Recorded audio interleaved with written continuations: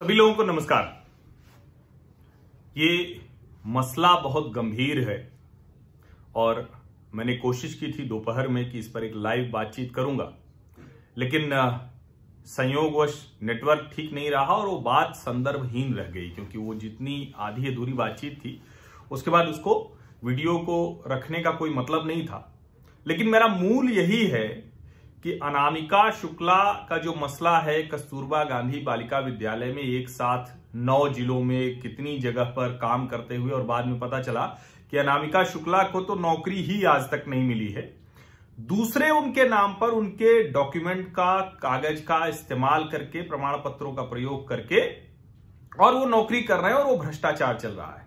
मैंने कहा कि उस मसले को और ये जो 69,000 शिक्षकों की भर्ती वाला जो मसला है, जिसमें प्रयागराज में बहुत बड़ा घोटाला, मतलब ये छोटा मोटा घोटाला नहीं है, ठीक है, आप ये कह सकते हैं कि चूंकि एक कॉलेज में सारा मसला आया है, एक प्रयागराज का एक कॉलेज है जिसमें ये पूरा मसला आया है, लेकिन उसके बावजूद इस पूरे मामले को दोनों को एक साथ करके जोड़ना चाहिए, तब जाकर बरसों की चली आ रही ये उत्तर प्रदेश की शिक्षा व्यवस्था में व्याप्त भयानक भ्रष्टाचार की, उत्तर प्रदेश के शिक्षा विभाग में भयानक भ्रष्टाचार है। और कमाल की बात यह है कि सरकारें आती जाती रहती हैं, तंत्र बदलता रहता है, लेकिन जो बेईमानी का तंत्र है, जो भ्रष्टाचार का तंत्र है, उसमें कहीं कोई बदलाव नहीं है।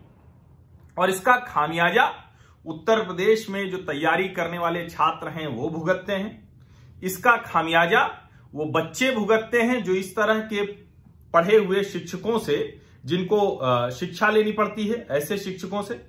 तो कुल मिलाकर क्या है? कुल मिलाकर स्थिति ये है कि उत्तर प्रदेश के शिक्षा विभाग के भ्रष्ट तंत्र को दुरुस्त करने में योगी आदित्यनाथ की सरकार को भी सफलता नहीं मिली है, ये अभी प्रमाणित हुआ है। और इसीलिए मैंने इसको सोचा, पहले मैंने सोचा था लाइव बातचीत करूंगा, लेकिन फिर मैंने कहा कि ये वीडियो बहुत जरूरी है और गंभीरता से इसको समझना पड़ेगा, ये सिर्फ इतने भर से बात नहीं चलेगी। और मैं अब अपनी बात शुरू करूं उसके पहले मैं कुछ मैसेजेज, मुझे जब मैंने उस लाइव के लिए डाला था तो मुझे कुछ मैसेज आए थे, तो वो मैं जरूर आपको पढ़ के सुनाता हूं। एक मैसेज आया, सर आप माने या ना माने, जातिवाद इस सरकार में भी है, बड़े पैमाने पर हो रहा है, और मैं भी प्रतापगढ़ से ही हूं। आज के टाइम यूपी के ज्यादातर बड़े अधिकारी या तो ब्राह्मण हैं या क्षत्रिय, ये कोई संयोग नहीं हो सकता। इसके अलावा योगी जी की सरकार हमें भी पसंद है, लेकिन इसको इन्होंने नहीं संभाला तो परसेप्शन बहुत बुरा जाएगा। यानी ये कोई ऐसा व्यक्ति है जो, मैं जानबूझ के नाम नहीं बता रहा हूं, मैं तो सबके नाम जानता हूं, जो पिछली सरकारों से त्रस्त होकर जिन्होंने योगी क्या बीजेपी की सरकार को मत दिया होगा, इस उम्मीद में दिया होगा कि पूरा ये भ्रष्ट तंत्र सुधरेगा, पूरी व्यवस्था सुधरेगी। उसके बाद वो एक और बात लिखते हैं, गुस्सा है उनका, मेरे प्रति भी नाराजगी है, कड़वाहट है। वो लिखते हैं कि आपसे कई बार इस मामले पे बात करने की रिक्वेस्ट की पर आपने नहीं किया। जब विद्यार्थियों को जरूरत थी, 1-1.5 साल से ये वैकेंसी पड़ी थी, जब तक नहीं दिखा आपको, अब भी रहने दीजिए, बात करने को जो होगा हम देख लेंगे, या कहें कि हम झेलते ही आ रहे हैं। ये पूरा एक मैसेज है। एक और संदेश आया, सर जी मैं भी इस भर्ती से जुड़ा हुआ हूं और परीक्षा पास भी किया हूं, इसमें कम से कम 50,000 लोग गलत तरीके से पास हुए हैं, जिससे मेरे जैसे लोग इस भर्ती से बाहर हो जाएंगे। अब आप समझिए कि जो रिजल्ट निकला उसके बाद भी क्या मसला है वो मैं आपको बताऊंगा। एक और मैसेज आया मेरे पास, सर मत पूछिए इस बारे में, तो फतेहपुर में 5 ऐसे डिग्री कॉलेज हैं जो नकल कराकर बच्चे पास कराते हैं। जब योगी जी आए थे उस साल जिले में 22,000 बच्चे फेल हुए थे, क्योंकि सीसीटीवी कैमरे लगाए गए, उसके बाद उन सबको हटा दिया गया। यह है उत्तर प्रदेश की शिक्षा व्यवस्था, शिक्षा नौकरियों में भ्रष्टाचार की असली कहानी। और कई संदेश आए हैं। लेकिन मुझे ये 3 संदेश लगे जिससे मैं पूरी कहानी ठीक से कह पाऊंगा, आपको समझा पाऊंगा।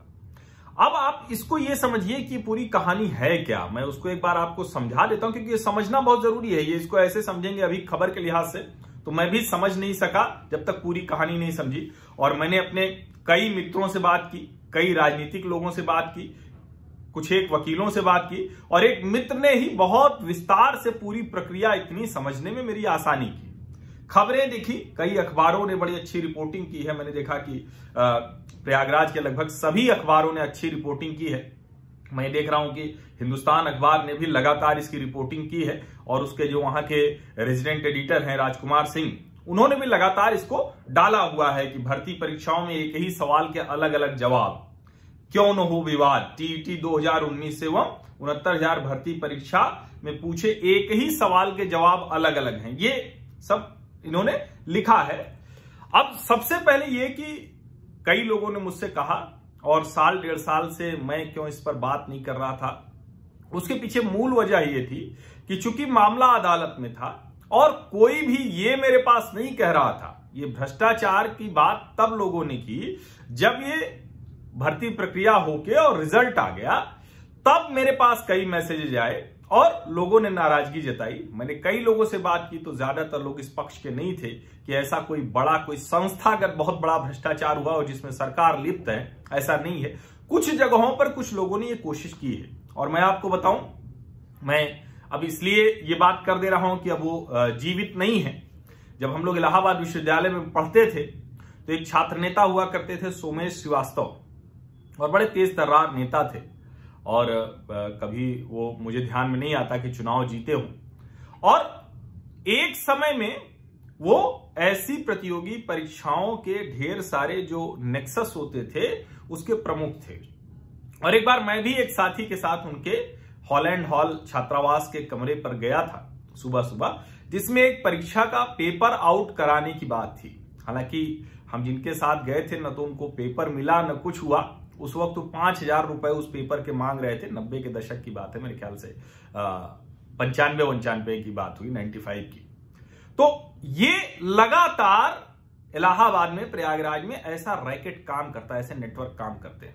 कई सचमुच काम कराते हैं, यानी वो गलत काम कराते हैं, उसका पैसा वसूलते हैं, जो इस परीक्षा में भी कहा गया है। अब आप सोचिए कि जो कहा गया है वो कितना कहा गया है, इसका अनुमान आप लगाइए कि ठीक ठाक सा, मतलब वो जो खबरों के तौर पर दिख रहा है उसमें, ये मैं हिंदुस्तान अखबार की ही खबर देख लेता हूं। इसमें हेडलाइन लगी है 5 से 7 लाख रुपए में लिया था पास कराने का ठेका।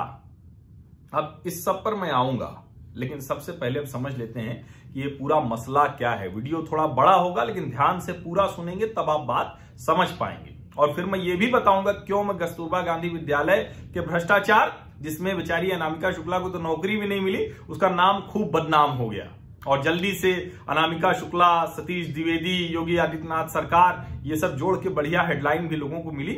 लेकिन ऐसी पत्रकारिता से मूल खबरें नहीं होती, मूल समाधान नहीं होते। तब होता है जब आप उसकी मूल बात करेंगे। तो सबसे पहले इसको समझ लें कि आखिर ये सारा मसला जो शुरू हुआ, वो हुआ 2010 में शुरू, जब राइट टू एजुकेशन वो लागू हुआ, और उसके बाद हुआ कि जो ट्रेंड टीचर हैं वही शिक्षण कार्य कर सकते हैं, और उत्तर प्रदेश सहित पूरे देश में ये नियम लागू कर दिया गया। जब लागू हो गया तो बहुत से लोगों को, जो कहें कि शिक्षा मित्र उसमें थे, जो बहुत कम मानदेय पर काम कर रहे थे, उनको ट्रेंड किया गया। ये शुरुआत थी जिसमें ये सारा कुछ हुआ। बाद में उत्तर प्रदेश की सरकार ने शिथिलता बरती और शिक्षा मित्रों को सहायक अध्यापक बना दिया। अब ये यहां से शुरू हुआ असली विवादों में पड़ने का मसला। राजनीतिक मसला था, शिक्षा मित्र गांव में प्रधान की सहमति से, और जो जाहिर है जो प्रधान है, जो सरकार है, उसके दबाव में बन जाते हैं। जो योग्यता है, जो पैमाना है, वो सब किनारे रख दिया जाता है। और अब इसका यह मतलब नहीं है कि सारे शिक्षा मित्र अयोग्य हैं, बहुत से योग्य भी होंगे, और उनको वहीं गांव के विद्यालय में नौकरी मिल जाती है, अपने बगल का विद्यालय है। तो इससे श्रेष्ठ व्यवस्था नहीं थी, ये राजनीतिक दांव था, और अखिलेश यादव की सरकार ने ये कर दिया था। उसके बाद वो जो सारे के सारे शिक्षा मित्र थे उनके खिलाफ मामला चला गया। जो उच्च न्यायालय था उसने क्या किया, उसने कहा कि अब आप इनको अलग अलग भर्ती में इनको प्राथमिकता दीजिए, लेकिन बिना पास किए, बिना योग्यता के आप इनको नहीं रख सकते हैं। अब ये मामला आगे गया और सर्वोच्च न्यायालय ने इसी को किया और कि आप शिक्षा मित्रों को उम्र में शिथिलता दे दीजिए, जो भारांक यानी जो अलग अलग तरीके से वेटेज करके नंबर होते हैं उनमें दे दीजिए, और लेकिन वो करके आप भर्ती कीजिए, लेकिन उसका कोई एक तरीका हो। ऐसा नहीं होगा कि कोई भी जो शिक्षा मित्र हुआ उसको आपने सहायक अध्यापक बना दिया, इससे शिक्षा व्यवस्था कमजोर होगी। 25 जुलाई 2017 के सुप्रीम कोर्ट के इस आदेश के बाद प्रदेश में करीब उस वक्त शिक्षा मित्र कार्यरत थे 1,37,500। ये समायोजित हुए थे सहायक अध्यापक के तौर पर, ये काम करने लगे। और उत्तर प्रदेश की सरकार ने, इसी योगी आदित्यनाथ की सरकार ने मानदेय शिक्षा मित्रों का बहुत बढ़ा दिया। 3500 से बढ़ाकर 10,000 कर दिया, यानी एक सम्मानजनक राशि हो गई, अपने घर के बगल में हो गए। ये एक बहुत अच्छा काम था। और ये कहें कि जो 1,37,500 जो सहायक अध्यापक थे, यानी शिक्षा मित्र अपनी जगह काम करने लगे, सहायक अध्यापकों के लिए बाकायदा एक वैकेंसी निकाली गई। पहली कब निकाली गई? 68,500 ये भर्ती निकाली गई। और जिसमें अच्छा, इसमें जो पहली वाली भर्ती थी, यहां देखिए कई गड़बड़ियां छोटी मोटी हो गई। पहली जो भर्ती थी उसमें सामान्य के लिए 45% और आरक्षित के लिए 40% ये रखा गया। वो भर्ती हुई और 68,500 में से 41,500 अभ्यर्थी सहायक अध्यापक के रूप में नियुक्त। पहली भर्ती में जिसमें सामान्य वर्ग के लिए 45% और आरक्षित के लिए 40% था। फिर दूसरी भर्ती निकाली गई, ये 69,000 शिक्षकों के लिए थी, और ये सामान्य श्रेणी के अभ्यर्थियों को 65 और आरक्षित के लिए 60% का कट ऑफ जारी किया गया। और यही सारी लड़ाई शुरू हो गई। जो अभ्यर्थी थे वो कह रहे थे कि हमको भी 45 और 40% पर भर्ती कीजिए। ये सारी लड़ाई थी। और उत्तर प्रदेश सरकार का जो स्टैंड था, मैं उसके पक्ष में हूं कि किसी भी हाल में शिक्षण व्यवस्था, जो शिक्षक हैं कम से कम वो तो ज्यादा योग्य पढ़े लिखे होने चाहिए। और जब उत्तर प्रदेश में इतने लोग हैं, अब मैं ये नहीं कह रहा हूं कि जो 65% पाया है वो कैसे पाया है, क्योंकि यही तो सारा मसला है जो अभी आगे मैं आपको बात करूंगा। अब जब ये सब हुआ तो अदालत में मामला चला गया, ये भर्ती रुक गई, बहुत दिनों तक ये चलता रहा। और यही सब वो वजहें थीं जिसकी वजह से मुझे जो टिप्पणी की कि आप 1-1.5 साल तक नहीं बोले, वो नहीं बोले का मसला नहीं था, क्योंकि मामला अदालत में था और उसमें मेरे बोलने न बोलने का बहुत मसला था नहीं। मुझे भ्रष्टाचार की बात किसी ने नहीं कही, किसी ने भी मुझे नहीं कहा कि भ्रष्टाचार हो रहा है। ये कब आया? 8 मई 2020 को सरकार के पक्ष को सही मानते हुए और बाकायदा अदालत ने कह दिया कि अब आप रिजल्ट घोषित कर दीजिए। अब जब रिजल्ट घोषित करने की बात हुई, जो पहले से परीक्षा कराई जा चुकी थी, और उस परीक्षा का रिजल्ट घोषित करने के लिए जब कहा तो बहुत तेजी में सरकार ने काम किया। हमारे इस चैनल पर आपने बेसिक शिक्षा मंत्री सतीश द्विवेदी को भी सुना था, जिन्होंने कहा था कि हफ्ते भर के अंदर, 1 सप्ताह के भीतर हम कर देंगे। उन्होंने रिजल्ट डिक्लेयर कर दिया और सारा कुछ वो हो गया। लेकिन कमाल ये कि उसके बाद फिर से वो मामला अदालत में चला गया है। और अब जो है वो सर्वोच्च न्यायालय ने वो शिक्षा मित्रों का पूरा आंकड़ा मांगा है और सरकार को निर्देश दिया है कि 14 जुलाई तक प्रस्तुत करें। और वही 9 जून 2020 को सर्वोच्च न्यायालय में कहा गया, जो शिक्षा मित्र थे, कि सरकार संपूर्ण भर्ती करने जा रही है, इससे शिक्षा मित्रों का बहुत नुकसान होगा। अब सर्वोच्च न्यायालय ने क्या कहा कि 37,000 पद जो उनकी मांग है जितनी, उसको खाली रखिए और शेष पदों पर भर्ती कर दीजिए। अब इसलिए कॉम्प्लेक्स मामला हो गया। लेकिन ये तो एक मामला था। दूसरा एक और मामला आया इसमें, जो एग्जामिनेशन कंट्रोलर ने परीक्षा कराई, उस परीक्षा में उत्तर मतलब जो पेपर था और जो उसका आंसर था, उसको लेकर भी विवाद खड़ा हो गया। फिर से लखनऊ खंडपीठ और मुख्य न्यायाधीश इलाहाबाद में याचिका दाखिल हो गई। वो अभी जुलाई में तिथि निश्चित है, लेकिन उसमें 3 जून को कहा गया कि अब इसको जब तक पूरा फिर से यूजीसी के विशेषज्ञों का पैनल रिपोर्ट बनाकर देखे और जब सब हो जाएगा तो इस पर भी मामला 12 जुलाई को तय किया जाएगा। अभी भी एक और मामला है जिसमें अलग अलग तरीके से जो इसका कहें कि वेटेज जोड़ा जाएगा, जिसको जो एक साथी ने इसको समझा के मुझे भेजा है कि मान लीजिए कि जो अभी जो कुल परीक्षा है वो 150 अंकों की है, उसके आधार पर किया जाता है तो हाई स्कूल 10 अंक, इंटर 10 अंक, स्नातक 10 अंक, बीएड या पीटीसी 10 अंक, इस तरह उसका शैक्षणिक गुणांक कुल 40 अंक होता है और जो परीक्षा 150 अंक की ली गई उसका 60 है। यानी जो एग्जाम है वो 60% हो गया और जो आपके हाई स्कूल, इंटर, बीएड या बीटीसी ये सब है, ये हो जाएगा ग्रेजुएशन, ये सब हो गया 40%। तो इस तरह से वो तय होगा और इसी आधार पर वो निर्धारण होगा। एक और चीज इसमें है कि जो शिक्षा मित्र हैं इनको अधिकतम 25 अंक तक का भारांक भी मिलता है, 2.5 अंक का, और कितने साल की सर्विस है, ये सब चीजें हैं इसमें। और इसमें कोई दिक्कत नहीं थी जब तक ये सामने नहीं आया। और मैं आपको बताऊं, मेरे कई लोग जो मेरे YouTube चैनल पर हैं और वो मुझसे नाराज हुए, सबने जब प्रक्रिया ये पूरी हो गई, रिजल्ट आ गया, सरकार ने घोषित कर दिया, उसके बाद जिसका नहीं हुआ उसने हल्ला मचाना शुरू किया। लेकिन ये एक बात थी।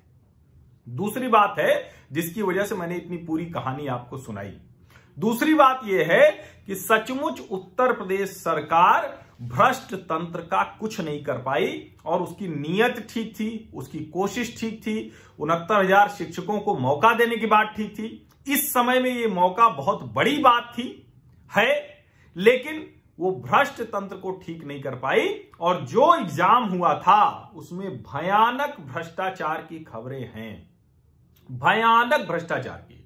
और मैं कहूंगा कि अदालत को तुरंत ये परीक्षा रद्द करनी चाहिए, एक भी नियुक्ति अब नहीं देनी चाहिए, क्योंकि अभी तक था कि थोड़ा बहुत है, लेकिन इसमें बहुत भयानक भ्रष्टाचार हुआ है। और ये वो तंत्र है जो मैंने 90 के दशक में बताया ना कि हम लोग गए पेपर आउट करने की थी, एक साथी के साथ मैं गया था और 5,000 रुपए का पेपर बिकता था, अब वो 5 से 7 लाख रुपए में पास कराने का ठेका। और कैसे?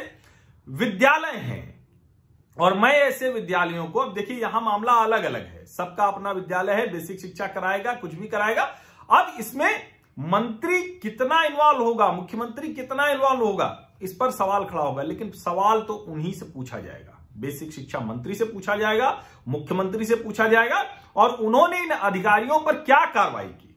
ये प्रयागराज में जो जिला पंचायत सदस्य पूर्व रहा है डॉक्टर केएल पटेल, उसका अपना विद्यालय है और उनका स्कूल जो है वो कई स्कूल है उनके, फूलपुर क्षेत्र में आईटीआई है, इंटर कॉलेज है और होलागढ़ में फार्मेसी कॉलेज बनकर तैयार हो रहा है। अब सोचिए कि इनके यहां जितने अभ्यर्थी आए और जो सारे के सारे लोग हैं, इन्हीं के यहां वो भ्रष्टाचार किया गया। अब एक विद्यालय का भ्रष्टाचार खुल गया है, वहां प्रयागराज पुलिस ने पकड़ लिया है, लेकिन सवाल यह है कि एक तो पकड़ा गया है, कितने और इसमें होंगे। और मैं इसीलिए कह रहा हूं कि जब ये सब आप ध्यान से सुनिए तो कृपा करके वो मतलब इस तरह से मत किया कीजिए। जैसे अब देखिए इन लोगों ने 7.5 लाख रुपए तक लिया है। किससे लिया था? एक राहुल नाम का एक कोई अभ्यर्थी था, उसने कहा, और जब उसका नाम नहीं आया रिजल्ट में तो उसने फिर हल्ला मचाया। यानी बहुत से लोगों से पैसे लेते होंगे, कुछ का हो गया, कुछ का करा दिया, कुछ का नहीं हुआ। इसलिए जरूरी है कि ऐसे सारे मामलों को वो देखा जाए। और देखिए इसके पहले भी जो मैं अखबारों की रिपोर्ट पढ़ रहा हूं, सितंबर 2019 के लोअर सबऑर्डिनेट, इसमें भी पकड़े गए थे लोग। कौन कौन पकड़े गए थे उनका नाम देख लीजिए। मतलब मैं नाम इसलिए बता रहा हूं जिससे कि आपको पता चले कि इसमें आप कुछ खोज नहीं सकते, कोई जाति और सांप्रदायिक मत खोजिएगा, सब रैकेट वाले, इनको सरकार से फर्क नहीं पड़ता है। अहमद अली, अरुण कुमार यादव, संदीप कुमार यादव, शफीउल्ला, अमन सरोज, ये सारे लोग पकड़े गए थे। अब जरा जनवरी 2020 की सेना भर्ती वाले रैकेट को सुन लीजिए। प्रदीप सिंह यादव, संजय कुमार पांडे, मनीष सिंह यादव, त्रिपति नाथ सरोज, अब जरा जून 2018 की सिपाही भर्ती का सुन लीजिए। कौशल सिंह पटेल, नितिन शुक्ला, सत्येंद्र शुक्ला, सत्येंद्र सिंह, इमरान अली, इरफान और बिहार के आरा का रहने वाला पवन कुमार सिंह, वो भी आके साफ कर रहे थे। और इसी तरह से नवंबर 2017 हाईकोर्ट भर्ती में भी ऐसे मामला आया। और इस बार भी जो पूरा का पूरा मामला आया है सामने, कमाल है। ये जो साहब हैं, जो जिनको कहा जा रहा है, जो धर्मेंद्र कुमार पटेल जो टॉपर हैं, 150 में से इनको 142 नंबर मिले थे। और इनसे जब एसएसपी ने पूछा राष्ट्रपति कौन है तो नहीं जानते हैं। और ये लगातार इस तरह के भ्रष्टाचार लगातार वहां हुए हैं। और इसीलिए मैं कह रहा हूं कि ये जो कस्तूरबा गांधी बालिका विद्यालय में एक अनामिका शुक्ला के सर्टिफिकेट पर पता नहीं कितने लोग नौकरी कर रहे हैं, और अनामिका शुक्ला को तो नौकरी मिली ही नहीं, वरना तो ये भी होता कि इसमें भी ब्राह्मणवाद भी आ जाता। ये सब शब्द मैं इसलिए बोल रहा हूं और मैंने नाम जानबूझ के इसलिए बताए कि आपको समझ में आए कि जो भ्रष्टाचारी हो जाति धर्म संप्रदाय देख के नहीं है, इसको आप समझ लीजिए। नहीं तो होता क्या है, जैसे अनामिका शुक्ला का नाम आया, सतीश द्विवेदी मंत्री थे, योगी मुख्यमंत्री थे, तो कई हमारे पत्रकार साथी जो हमेशा यही सब खोजते रहते हैं, उन्होंने इसी को मुद्दा बना दिया, जबकि ये मुद्दा ही नहीं था। अब सोचिए कि जो 100 जो प्रश्न थे उसमें 20,000 से ज्यादा आपत्ति आई थी, और फिर भी ये हुआ। तो मैं क्या कह रहा हूं कि जितने भी ये सवाल खड़े हुए हैं, निश्चित तौर पर मुझे पहले भी ये सवाल खड़े करने चाहिए थी, मैं नहीं कर पाया, ये मेरी गलती है, क्योंकि मुझे ये अनुमान था। और मैं आपको ईमानदारी से कहूं, मुझे लग रहा था किसी भी तरह से अगर कुछ 2 4 6 लोगों ने गड़बड़ की है तो उसका खामियाजा 69,000 लोग न करें। लेकिन अब सोचिए कि 69,000 का जो शिक्षक भर्ती का है, उसमें करीब 1.5 लाख लोग पास हुए हैं इस कट ऑफ के बाद। अब इनका वेटेज जोड़ा जाएगा, भारांक जोड़ा जाएगा, तब वो मिलेंगे। अगर अदालतों से फुर्सत मिल गई तो, मुक्ति मिल गई तो। लेकिन मूल मुद्दा यह है, माननीय योगी आदित्यनाथ जी, उत्तर प्रदेश के शिक्षा मंत्रियों से लेकर बेसिक शिक्षा मंत्री सतीश द्विवेदी जी, उत्तर प्रदेश की सरकार और जो भी इस प्रक्रिया से जुड़ा हुआ है, अगर उन अधिकारियों के ऊपर कार्रवाई नहीं हो पा रही है जो कस्तूरबा गांधी बालिका विद्यालय मामला देखते हैं, अगर उस विभाग के लोग अभी भी स्वतंत्र घूम रहे हैं जो 69,000 शिक्षक भर्ती में पेपर सेट करते थे, अगर अभी भी वो लोग फ्री घूम रहे हैं जो इन जगहों पर सेंटर देते हैं, जो सेंटर पहले से विवादित हैं, जो सेंटर जिन पर कालिख लगी हुई है, जहां कहा ही जाता है कि पेपर निकाला जाता है, पास कराया जाता है, इसको अगर आप इस तरह से नहीं देख रहे हैं समग्रता में, तो मुझे नहीं लगता कि इसका कुछ भी होने वाला हो। कोई भी सरकार आएगी जाएगी रह जाएगी, कोई भी अधिकारी होगा वो कल को ब्राह्मण होगा, क्षत्रिय होगा, ओबीसी होगा, एससी हो, जो भी होगा, कोई भी इसको सुधार नहीं पाएगा। और मैं इसलिए ये बात गंभीरतापूर्वक कह रहा हूं क्योंकि मैं आपको वो एक संदेश जो मैंने शुरू में पढ़ के सुनाया था, जो मेरे ही जिले प्रतापगढ़ से एक साथी ने मुझे भेजा है, और ये आरोप मेरे ऊपर भी लगाते हुए भेजा है कि 1.5 साल तक मैंने बात नहीं की, ये कहते हुए भेजा है कि ब्राह्मण और क्षत्रिय अधिकारी प्रमुख पदों पर हैं। अब सवाल यह है कि मैंने आपको सारे नाम आपको पढ़ के सुना दिए। अब मैं क्या इसलिए सिर्फ कहने लगूं कि डॉक्टर केएल पटेल के विद्यालय में वो सब हुआ है, और प्रयागराज में रहने वाले लोग, जब मैंने बात की तो पता चला कि वो तो भयानक रैकेट चलाते हैं, हर परीक्षा में उनके स्कूल का नाम आता है। और ऐसे प्रयाग में और पूरे प्रदेश में जाने कितने कॉलेज हैं कि जो यही काम करते हैं कि पेपर आउट कराना, उसको करना। अगर इस व्यवस्था को नहीं रोक पा रही है सरकार, तो योगी जी आपके सारे काम किसी काम के नहीं। और मैं इसलिए कह रहा हूं कि निश्चित तौर पर हाल में चाहे चाइनीज वायरस के समय अभी निपटने का हो, चाहे नागरिकता कानून विरोधी दंगों का मसला हो, अलग अलग बहुत से काम किए। और गोवध पर 10 वर्ष की जेल बहुत अच्छा कानून है, लेकिन अभी तो आपको तुरंत कानून लाना चाहिए कि एक बार किसी विद्यालय में इस तरह का भ्रष्टाचार मिला, एक बार किसी अधिकारी के ऊपर शिक्षा में भ्रष्टाचार का मामला आया, तो आप उसको बर्खास्त करेंगे। और मुझे तो कई बार यह भी लगता है कि पता नहीं आप इस सरकार में मंत्रियों को कुछ जानकारी है या नहीं, या पूरी सरकार सब अधिकारी चला रहे हैं और सीधे वो सीएम ऑफिस से सारा का सारा निर्देश लेते हैं। मुझे ये भी एक संदेह बार बार होता है कई बार, और इसीलिए कई मामले ऐसे आए जिसमें मंत्री समझ ही नहीं पा रहे हैं। क्योंकि मंत्रियों की जो बातचीत होती है और जो खबर है वो एकदम उलट होती है और अधिकारी जो हैं वो मंत्रियों को इसका मतलब गलत ब्रीफिंग कर रहे होते हैं।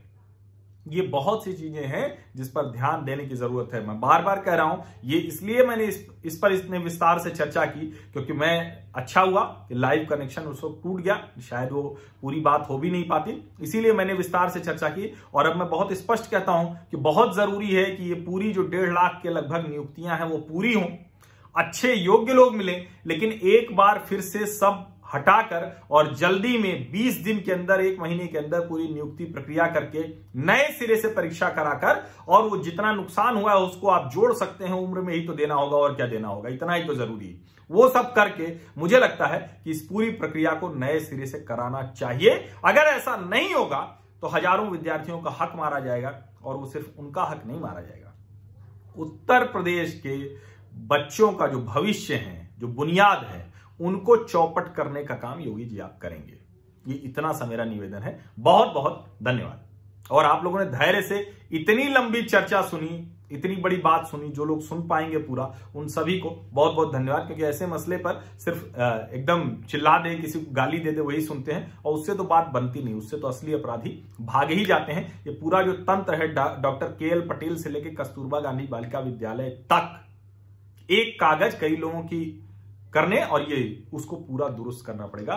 शिक्षा विभाग उत्तर प्रदेश में आकंठ भ्रष्टाचार में डूबा हुआ है, उसको ठीक करने की जरूरत है।